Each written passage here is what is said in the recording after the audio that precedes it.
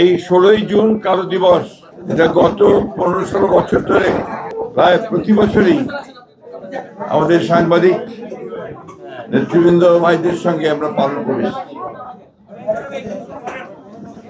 গণতন্ত্রের পুনরুদ্ধার সংগ্রামে, গণতন্ত্রকে ফিরে নিয়ে আসার সংগ্রামে আমরা একসাথে যে লড়াই লড়েছি, সংগ্রাম করেছি, সেখানে সবসময় আমরা আমাদের সাংবাদিক বন্ধুদেরকে সাথে পেয়েছি এবং আমাদের অত্যন্ত কঠিন সময়গুলোতে সাংবাদিক বন্ধুরা আমাদের সঙ্গে ছিলেন। আমি কখনোই ভুলতে পারি না যে রাতে আমাকে এখানে আটক করে রাখা হয়েছিল, তখন আপনাদের সাংবাদিক বন্ধুরা, নেতৃবৃন্দ আমাকে কিভাবে প্রোটেকশন দিয়ে আমার প্রাণ রক্ষা করেছিলেন।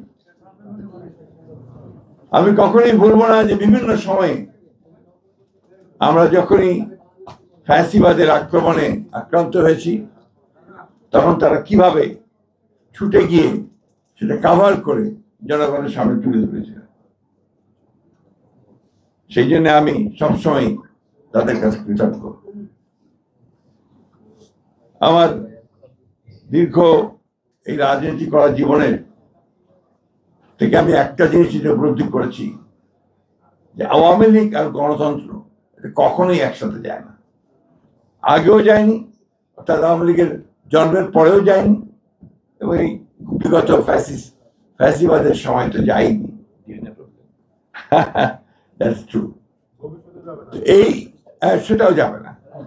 সমস্যা হচ্ছে কিন্তু আমরা দুর্ভাগ্যক্রমে গণতন্ত্রের জন্য যারা আমরা লড়াই করছি, যারা আমরা সংগ্রাম করেছি, প্রাণ দিয়েছি, আমরা যারা সংবাদ মাধ্যমের স্বাধীনতার জন্য সংগ্রাম করেছি, লড়াই করেছি এবং প্রাণও দিয়েছি অনেক সময়, আমরা কি সব সময় ঐক্যবদ্ধ থাকতে পারি না। এবং আজকে দেখুন, যখন একটা রক্তাক্ত সংগ্রামের মধ্য দিয়ে আমরা যখন একটা স্বাধীনতা পেয়েছি কিছুটা, যে আমরা এখন একটু অন্তত সংবাদপত্রের স্বাধীনতাকে নিশ্চিত করার একটা ক্ষেত্র তৈরি হয়েছে, আমরা এখন পর্যন্ত যেটা লক্ষ্য করছি যে বর্তমান সরকার এই সংবাদপত্রের স্বাধীনতাকে রক্ষা করবার জন্য কমিটেড আছে এবং তারা কাজ করছেন সেই বিষয়ে। আমাদের তথ্যমন্ত্রী সেই কথাগুলো বলেছেন। কিন্তু অন্যদিকে সংবাদপত্রের মালিকরা, যারা বিভিন্ন আপনার যে হাউসগুলো আছে, তারা কিন্তু অন্যায়ভাবে সাংবাদিকদের উপর নির্যাতন চালিয়ে যাচ্ছে। আমি একদম বলতে চাই খুব স্পষ্টভাবে, গতকাল আমাদের প্রেস ক্লাবের সভাপতিকে যেভাবে পদত্যাগ করতে বলা হয়েছে, এটা কোনো সভ্যতার মধ্যেই পড়ে না। এটাকে আমি তীব্র ভাষায় নিন্দা জানাচ্ছি এবং আমি অনুরোধ করবো যে আপনারা তীব্র ভাষায় এটার প্রতিবাদ জানাবেন।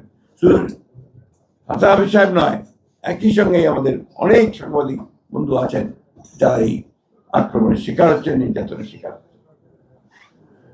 আমার কাছে সবসময় মনে হয়, যেটা মনে হয়েছে সবসময়, যে আসলে যুগ পাল্টানোর সঙ্গে সঙ্গে সবকিছু পাল্টে যায়।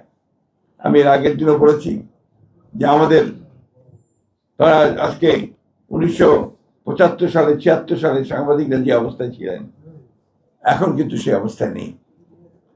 আমি এখনো দেখছি, আমাদের এর পরেও দেখছি অনেক সাংবাদিক ভাই এখন পর্যন্ত বেকার হয়ে আছে। আমরা তাদের কর্মসংস্থানের সুযোগ সৃষ্টি করতে পারিনি। আমি আশা করব যে আমাদের একজন যোগ্য তথ্যমন্ত্রী আছেন, তিনি প্রচেষ্টা চালাবেন এবং আমি সাংবাদিক ভাইকে অনুরোধ করব আমাদের বন্ধ হয়ে যাওয়া যে সমস্ত সংবাদ মাধ্যমগুলো রয়েছে, দৈনিক বাংলা, টাইমস, এগুলো চালু করার জন্য।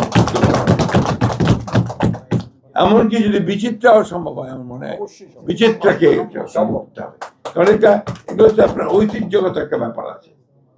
সুতরাং এটাকে সামনে নিয়ে আসার ব্যবস্থা করতে হবে এবং প্রয়োজনে বিভিন্নভাবে যারা পারবেন তাদেরকে দিয়ে একসাথে করে নতুন সংবাদ মাধ্যম সৃষ্টি করে আমাদের সাংবাদিকদের কর্মসংস্থানের ব্যবস্থা করে সৃষ্টি করতে হবে।